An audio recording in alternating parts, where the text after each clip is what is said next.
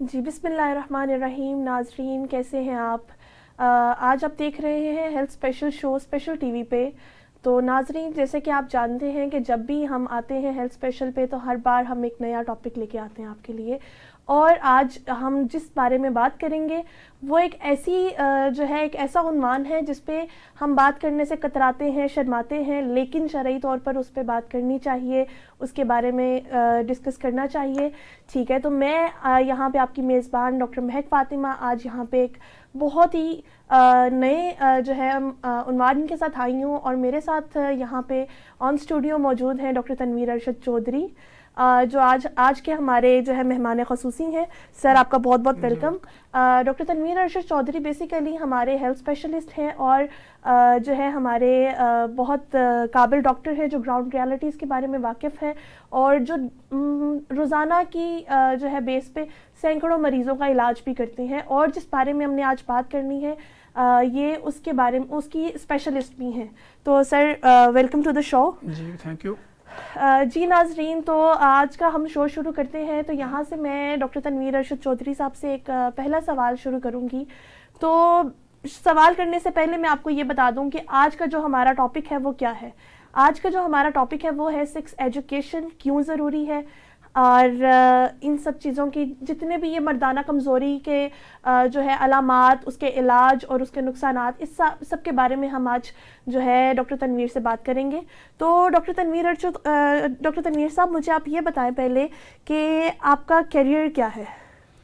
जी, बिस्मिल्लाहिर्रहमानिर्रहीम। First of all तो thank you so much कि आपने इनवाइट किया और मौका दिया एक यूनिक प्रोग्राम के अंदर।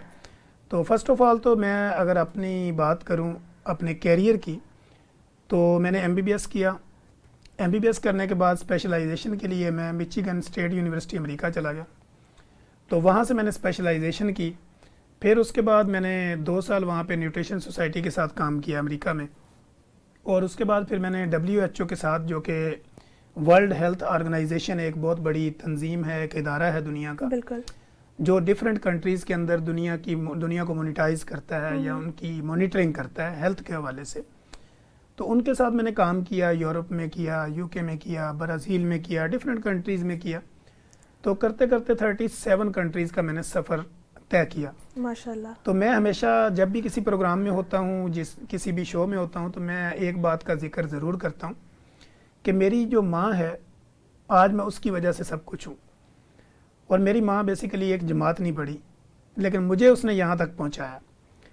तो दुनिया के कई मुल्कों का सफ़र किया, फिर उसके बाद अपनी आगाज़ किया। तो आज इस वक्त जिस पोजीशन पे मैं हूँ, एक तो मैं प्रेसिडेंट हूँ international consultant group of doctors का, ज़बरदस्त। और उसके अलावा मैं प्रैक्टिस भी करता हूँ, गवर्नमेंट जॉब भी है मेरे पास। उसके अलावा डिफरेंट हॉस्पिटल्स में मेरी अपॉइंटमेंट भी है, और मेरा अपना एक सेटअप भी है जिस पे मैं रात को प्रैक्टिस करता हूँ, जो चौधरी मेडिकल सेंटर के नाम से है।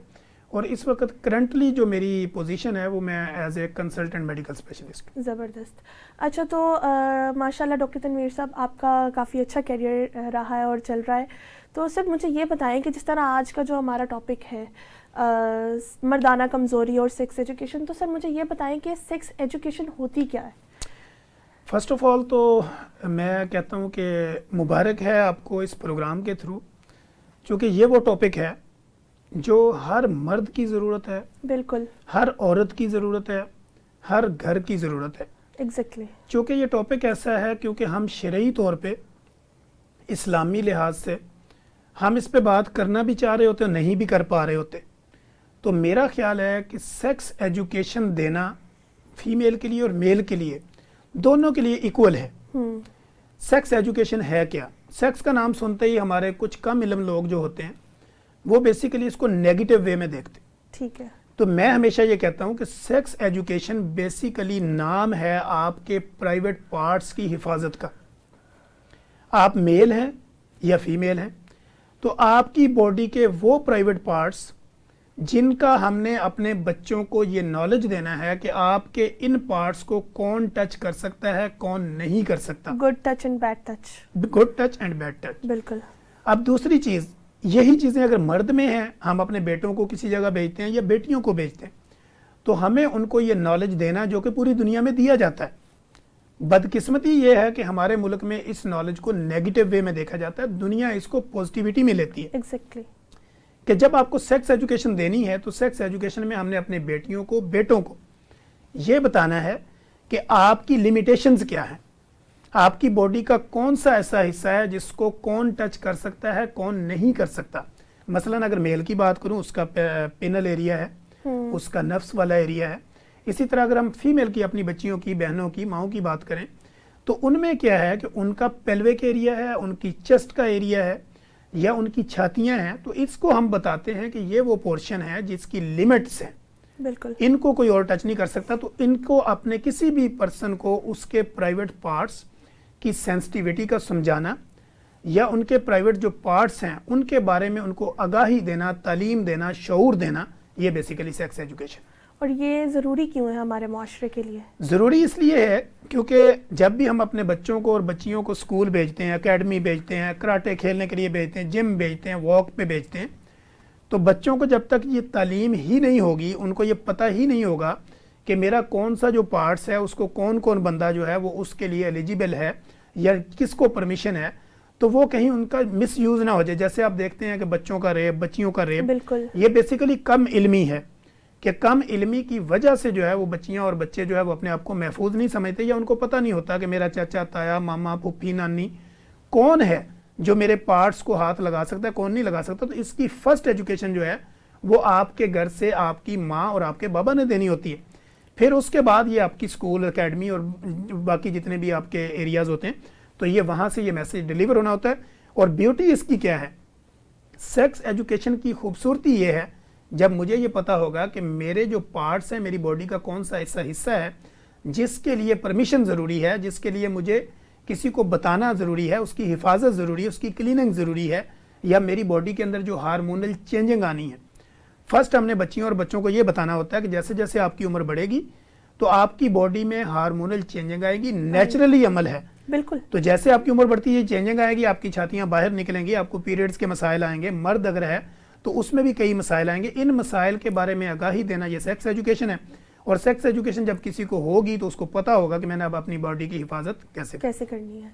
तो नाजरीन, जैसे कि डॉक्टर तनवीर साहब ने बताया अभी कि ये क्यों ज़रूरी है और ये पूरी दुनिया में इसके बारे में बात की जाती है, सारी दुनिया में इस चीज़ के बारे में आगाही भी दी जाती है, लेकिन हमारी बदकिस्मती ये है कि पाकिस्तान एक इस्लामी मुल्क होने के साथ साथ वहाँ पे इस चीज़ को काफ़ी ज़्यादा जो है नैरो माइंडेड समझा जाता है, गलत समझा जाता है।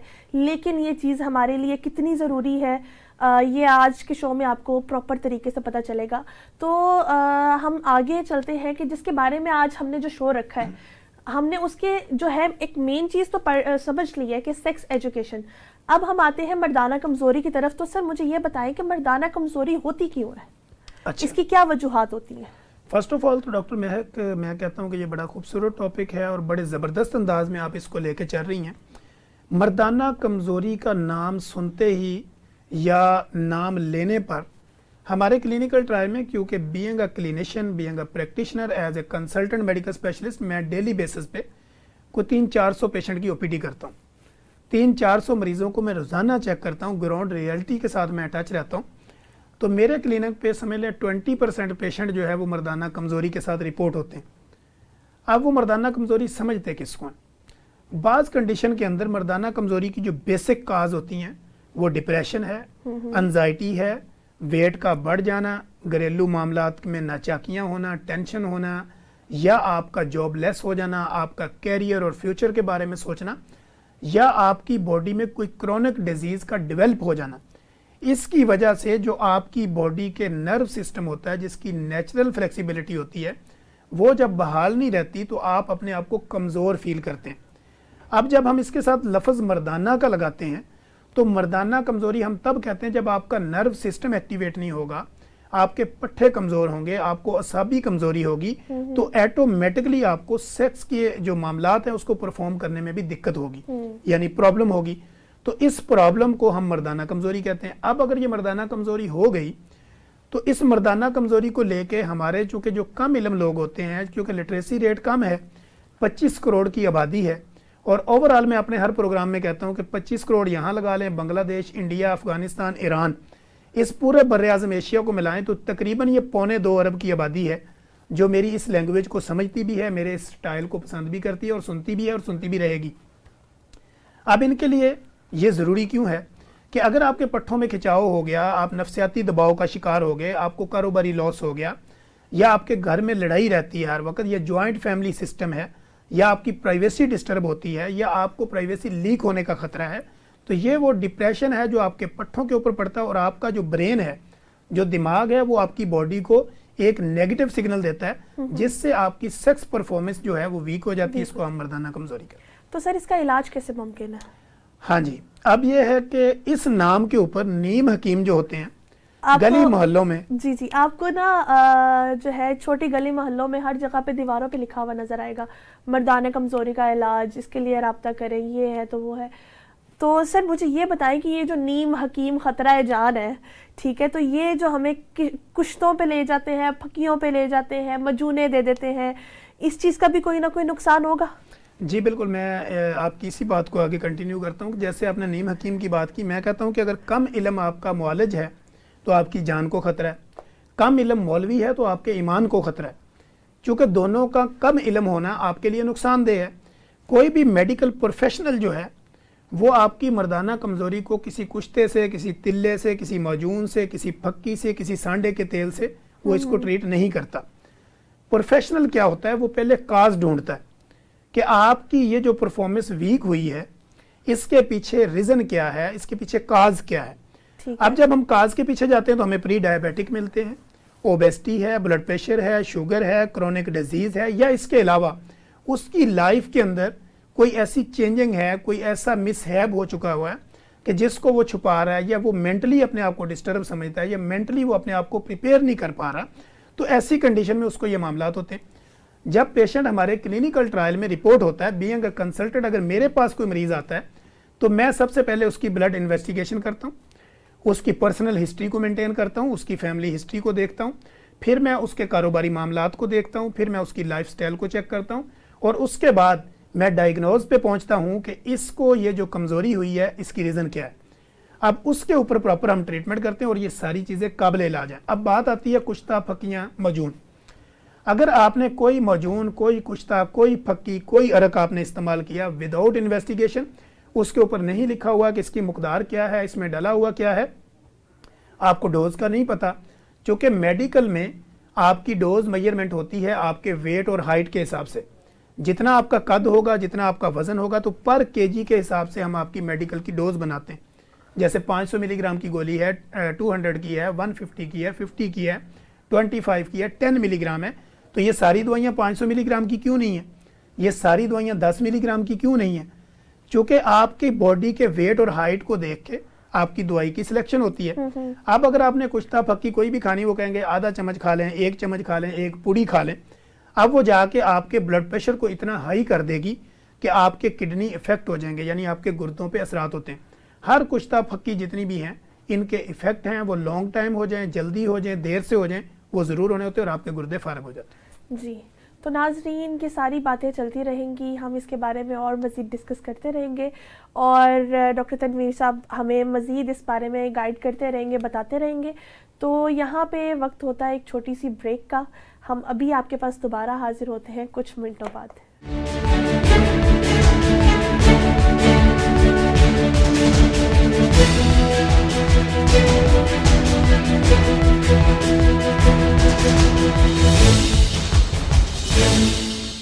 जी नाज़रीन, welcome back to the show health special. तो जैसे कि आपको पता है कि हमारे साथ मौजूद है डॉक्टर तनवीर साहब।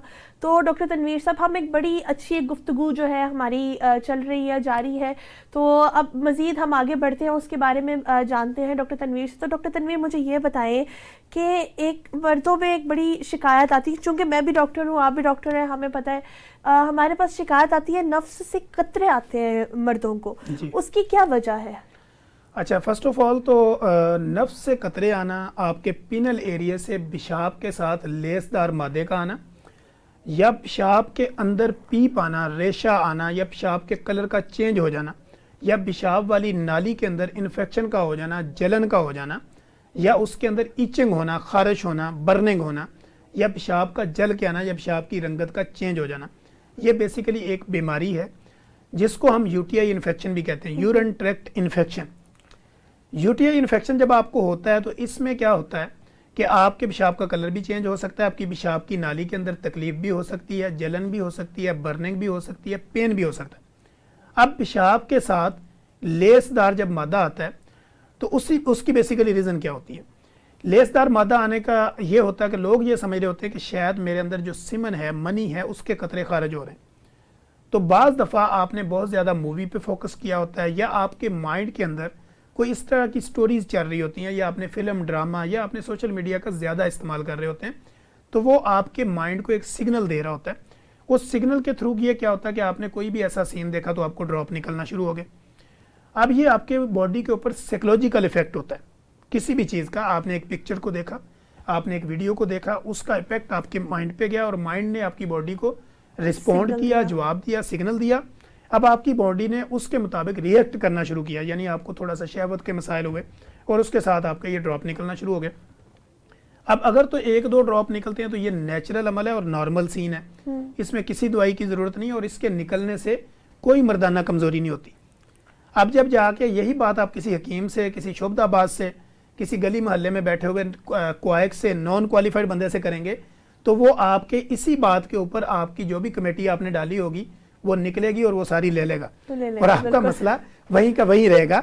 तो लिहाजा ये नॉर्मल इशू है। इसमें आप पानी की मकदार को बढ़ाएं, अपनी फिजिकल एक्टिविटी को एंगेज करें, वॉक करें, एक्सरसाइज करें और अपनी डाइट के अंदर से स्पाइसी चीज़ें निकाल दें, तो इस तरह के जो मामला हैं वो ठीक होना शुरू हो जाते हैं।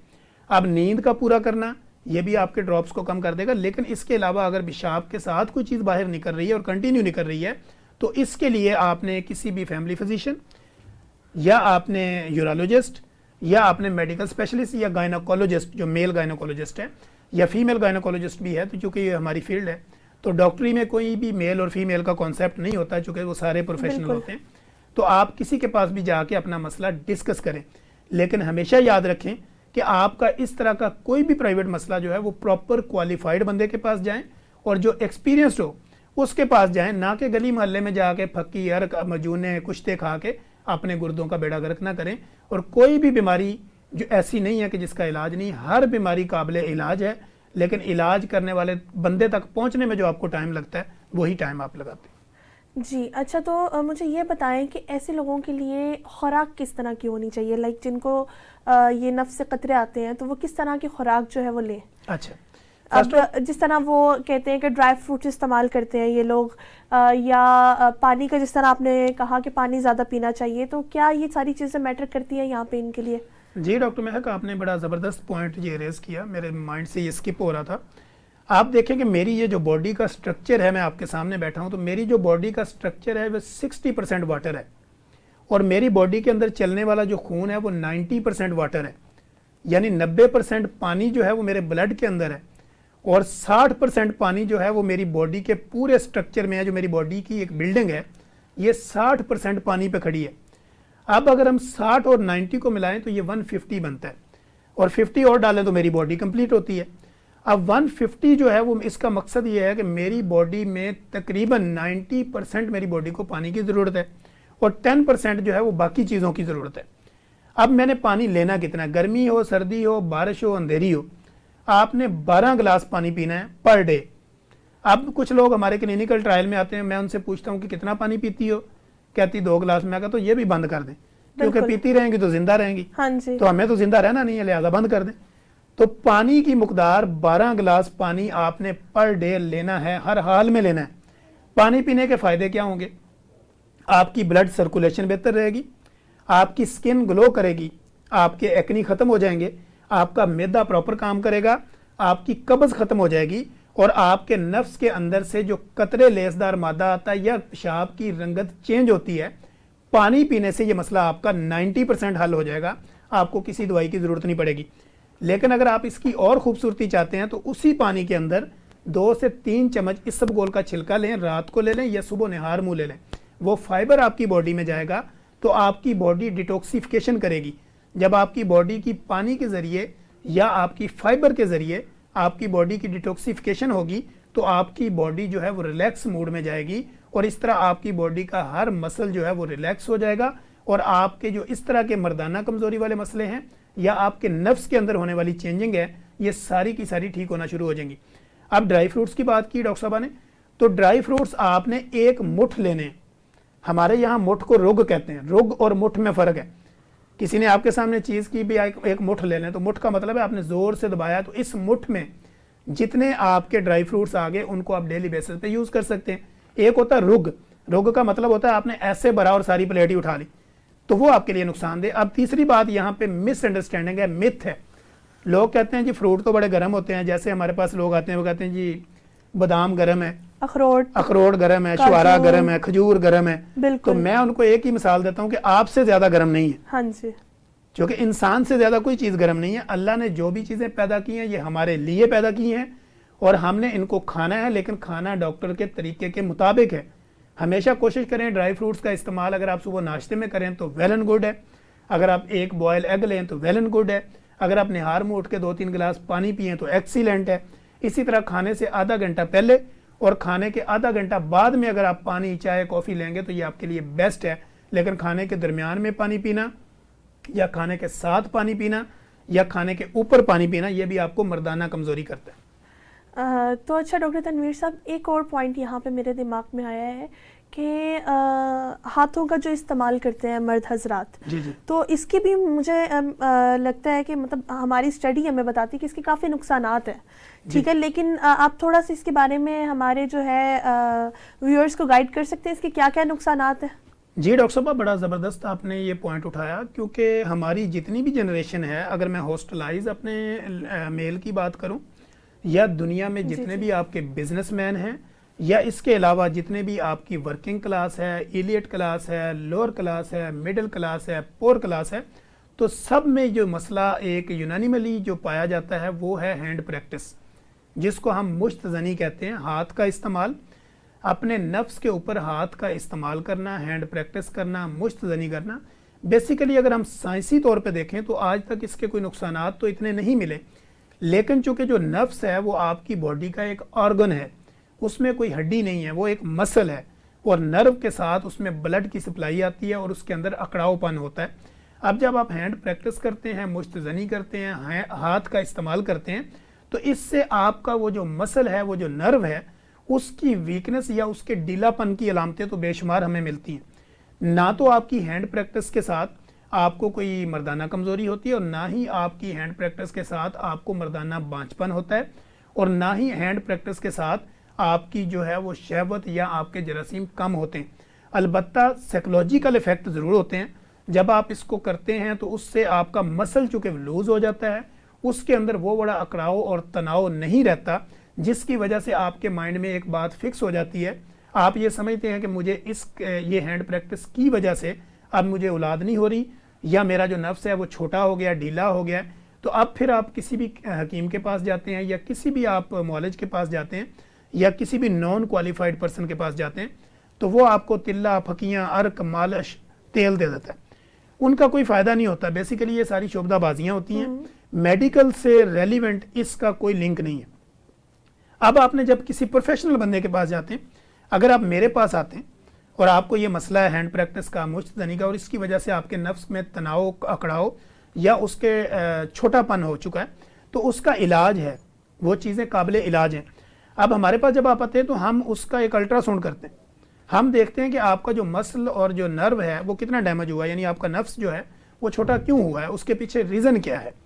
तो वो फिर रीज़न ढूंढ के हम उसको इंजेक्ट भी करते हैं, उसका ट्रीटमेंट भी करते हैं, उसकी मेडिकेशन भी होती है, या उसके साथ साथ हम उसकी ओरल ट्रीटमेंट भी करते हैं, इंजेक्टेबल भी करते हैं, और साथ सम टाइम में कुछ जेल का मसाज भी देते हैं। तो ये चीज़ें काबिल इलाज होती हैं।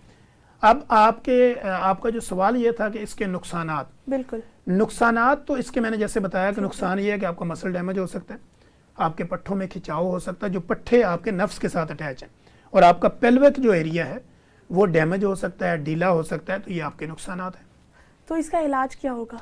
अब इसका इलाज जैसे मैंने बताया कि जब हमारे क्लिनिकल ट्रायल में पेशेंट रिपोर्ट होता है तो हम उसकी ब्लड इन्वेस्टिगेशन करते हैं, उसको साइकोलॉजिकल काउंसलिंग करते हैं, उसके लाइफ पैटर्न को चेंज करते हैं, उसकी लाइफ मॉडिफिकेशन करते हैं, उसकी डाइट हैबिट्स को चेंज करते हैं, और फिर जाके हम उसको ओरल मेडिकेशन पे भी डालते हैं, इंजेक्टेबल पे भी डालते हैं, आईवी लाइन पे भी डाला जाता है, और सम कंडीशन में कुछ मसाज भी उसको रिकमेंड किए जाते हैं। और सम कंडीशन के अंदर फिजिकल थेरापी को भी हम इंगेज करते हैं, ताकि उसका जो मसल है वो छोटा क्यों हुआ या उसमें तनाव और अकड़ाव में कमी क्यों आई है। तो उसके लिए भी जो हमारी फिजियोथेरापिस्ट होती हैं वो बेसिकली आज के दौर में बड़ी एक्सपर्ट फिजियोथेरापिस्ट आ चुकी हैं, जो आपके पेल्विक मसल जो होते हैं उनकी फिजिकल थेरापी भी करवाती हैं। ज़बरदस्त। अच्छा डॉक्टर तनवीर अरशद, आखिरी एक सवाल आपसे मैं करना चाहूँगी।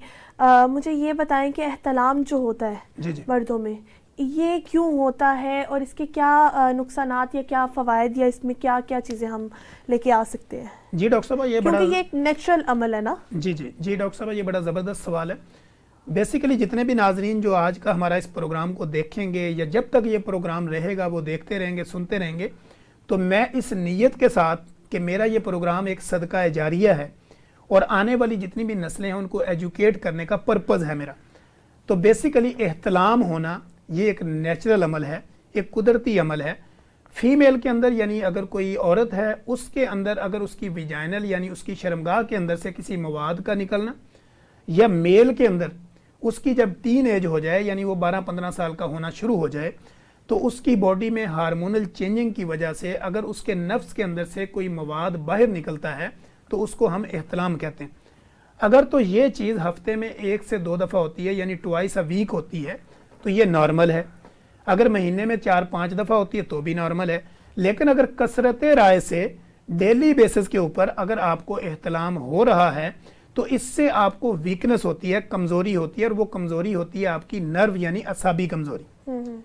अब असाबी कमज़ोरी की वजह से पेशेंट हमारे क्लिनिकल ट्रायल में रिपोर्ट होता है या दर बदर धक्के खाता है या यूट्यूब पे जाता है या सोशल मीडिया के ऊपर जाके वो इन्फॉर्मेशन ले लेता है जिसकी ग्राउंड रियलिटी नहीं होती और वो बेस्ड ऑन साइंस नहीं होती। वो वहाँ से लेता है, फिर वो तड़के लगाता है, वो जाके घर में कोई कावे बनाना शुरू कर देता है, वो घर में जाके कोई तिल्ले बनाना शुरू कर देता है, तेल बनाना शुरू कर देता है, या कोई मजून तैयार करना शुरू कर देता है, या वो कहता है इसमें ज़ाफ़रान डाला है, या कोई इसको कहता है चांदी के वर्क डाले हैं। ये इस तरह की वो कहानियां हैं जिसका साइंस के साथ कोई ताल्लुक नहीं। अगर तो आपको मैंने बताया कि ट्वाइस अ वीक अगर मेल और फीमेल में कुछ रतूबतें निकल रही हैं तो ये नेचुरल अमल है, इसमें किसी मेडिसिन की ज़रूरत नहीं है। लेकिन अगर यही अमल कंटिन्यू है तो फिर हमें आपको साइकोलॉजिकल सबसे पहले ट्रीटमेंट देना है। सबसे पहले आपको नफ्सियाती तौर पे, मेंटली तौर पे रेडी करना, मेल हो या फीमेल हो। उसमें जो आपकी साइकोथेरापिस्ट होती हैं वो आपको गाइड करती हैं, और इसी तरह आपकी लाइफ पैटर्न को चेंज करना है और आपकी डाइट हैबिट्स को बदल के एहतलाम वाली कंडीशन को कम किया जा सकता है, बल्कि ख़त्म किया जा सकता है। और ये कोई बीमारी नहीं है, ये एक नेचुरल अमल है। तो नाज़रीन, जैसा कि आज का शो आपने देखा, डॉक्टर तनवीर अरशद चौधरी साहब, आपका बहुत बहुत शुक्रिया आपने कीमती वक्त में से हमें थोड़ा सा वक्त देने का, थोड़ा सा नहीं बहुत ज़्यादा वक्त देने का।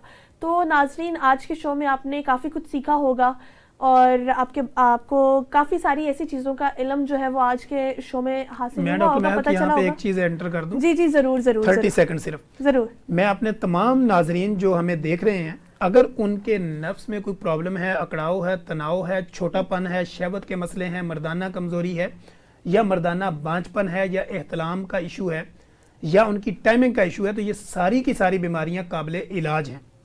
बस। शुक्रिया, जज़ाकल्लाह डॉक्टर तनवीर साहब। तो नाजरीन, उम्मीद करती हूँ कि आज आपने काफ़ी कुछ सीखा होगा और आपको काफ़ी कुछ पता चला होगा। ऐसी चीज़ें जो हम जो है कतराते हैं, पूछने शर्माते हैं पूछते हुए या बात करते हुए इस बारे में, तो आज के शो में आपको हमने ये चीज़ बताई है कि इसके बारे में शर्माना नहीं है, इससे कतराना नहीं है, बल्कि जो भी आपका मसला मसाइल है खुल के आप अपना जो है डॉक्टर के पास आएँ, उनके साथ डिस्कस करें, शेयर करें, बजाय आप इसके के हकीमों के पास जाएँ, क्वैक के पास जाएँ। तो नाजरीन, मैं उम्मीद करती हूँ आपने काफ़ी कुछ सीखा होगा। इसी के साथ आप मुझे इजाज़त दीजिए। आपकी मेज़बान डॉक्टर महक फ़ातिमा। अल्लाह हाफ़िज़।